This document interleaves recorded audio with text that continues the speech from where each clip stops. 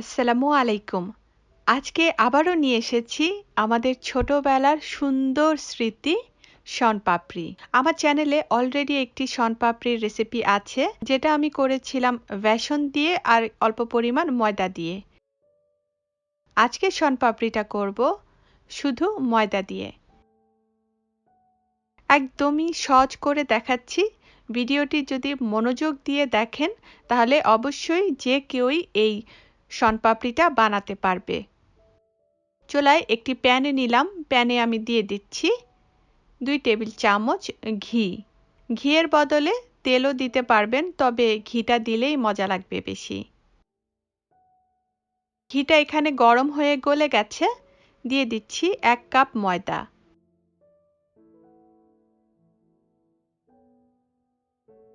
ময়দাটা ঘিয়ে দেওয়ার সাথে সাথে দেখবেন যে একটু একটু দলা পেকে যাবে। ভাজতে ভাজতে দেখবেন যে ময়দাগুলো ঝরঝরে হয়ে যাবে। চুলার আঁচটা লোতে করে দিয়েছি। লো আঁচে এই ময়দাটাকে ভেজে নিব। একটু সময় নিয়ে ভেজে নিব, যাতে ময়দার যে কাঁচা গন্ধটা আছে সেটা চলে যায়। আমি এখানে প্রায় 10 মিনিটের মতো লো আঁচে ময়দাটাকে ভেজে নিচ্ছি। শন পাপড়িতে একটু ফ্লেভার আনার জন্য দিয়ে দিচ্ছি আধা চা চামচ এলাচ গুঁড়া। এলাচ গুঁড়া দিয়ে ভালো করে মিশিয়ে আরও কিছুক্ষণ ভেজে নিব ময়দাটাকে। ময়দা এখানে ভাজা হয়ে গেছে। চুলা থেকে উঠিয়ে এক সাইডে রেখে দিব। এখন শন পাপড়ির জন্য শিরা বানাবো। শিরা পারফেক্ট, শন পাপড়ি পারফেক্ট। শিরাটা পারফেক্ট করার জন্য এখানে কোনো রকেট সায়েন্স নেই। খুবই নর্মাল একটা বিষয়, আপনারা দেখলেই বুঝতে পারবেন। চুলায় একটি হাঁড়ি রেখে আমি দিয়ে দিচ্ছি 1 কাপ চিনি। আর দিচ্ছি এখানে 4 টেবিল চামচ পানি। চুলাটাকে ধরিয়ে দিলাম মাঝারি আঁচে। মাঝারি আঁচে জাল দিতে থাকবো। এখন চিনি শিরাটাকে নাড়াচাড়া করার দরকার নেই। চিনিটা গলে চিনির উপরে এখানে ফেনার মতো হয়ে গেছে। তো চিনি শিরাটা যখন এরকম ফেনার মতো হয়ে যাবে, তখন দিয়ে দিতে হবে লেবুর রস। লেবুর রস এখানে আমি দিয়ে দিচ্ছি 1 টেবিল চামচের মতো। লেবুর রসটা দিয়েছি যাতে চিনির শিরাটা ঠান্ডা হয়ে শক্ত হয়ে আবার জমাট বেঁধে না যায়। এখন চুলার আঁচটাকে একটু কমিয়ে দিব। লো টু মিডিয়াম হিটে রাখবো। আস্তে আস্তে দেখবেন যে শিরার মধ্যে রং আসা শুরু করবে। শিরাটার মধ্যে সুন্দর একটি গোল্ডেন কালার চলে এসেছে। ঠান্ডা পানির মধ্যে কয়েক ফোঁটা শিরা দিয়ে দিলাম। দেখুন, এই ঠান্ডা পানি থেকে শিরাটা উঠিয়ে আমি একটি ছোট গোল বল বানিয়ে নিতে পারছি বা এটাকে প্রেস করতে পারছি। এই যে এরকমটা হলে বুঝতে হবে যে শন পাপড়ির জন্য শিরাটা তৈরি হয়ে গেছে। জমাট বেঁধে যাওয়ার পরেও কিন্তু শিরাটা নরম আছে, মানে এখানে শিরাটা পারফেক্টলি হয়ে গেছে। চিনি শিরাটা হওয়ার পরে যে হাঁড়িটার মধ্যে চিনি শিরাটাকে ঢেলে নিব, সে হাঁড়িটাকে ঘি বা বাটার দিয়ে ভালো করে গ্রিস করে নিচ্ছি। গ্রিস করা প্যানের মধ্যে গরম চিনি শিরাটাকে ঢেলে দিলাম। চিনি শিরাটাকে এখন ঠান্ডা হতে দিব।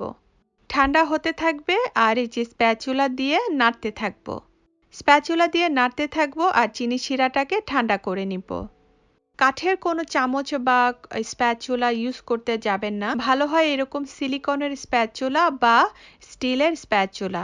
সবচেয়ে ভালো হয় স্প্যাচুলা বা খুরচুনের মধ্যে একটু ঘি বা বাটার মেখে নিলে। শিরাটাকে এভাবে করে উল্টিয়ে পাল্টিয়ে দিচ্ছি। ঠান্ডা হতে থাকবে আর আস্তে আস্তে শিরাটা ঘন হতে থাকবে।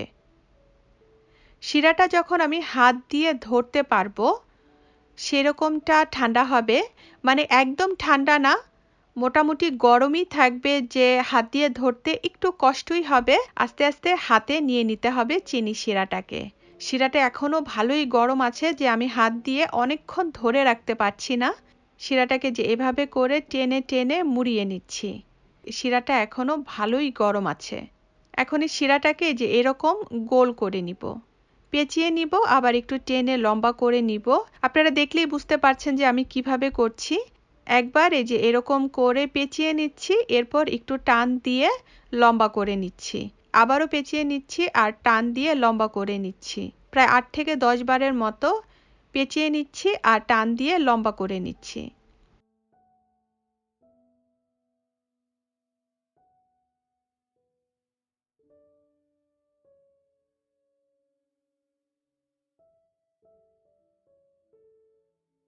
ট্রের মধ্যে ভাজা ময়দাটা নিয়ে রেখেছি। দড়ির মতো দেখতে চিনির শিরাটাকে এই ময়দার মধ্যে দিয়ে দিলাম। ময়দা দিয়ে ভালো করে মাখিয়ে নিব। এরপর একটু এই যে দুই পাশ দিয়ে ধরে লম্বা করে নিব। এরপর আবারও পেঁচিয়ে নিব। এভাবে করেই চিনির শিরাটা গরম থাকতে থাকতেই ময়দার সাথে শিরাটাকে মিশিয়ে নিব।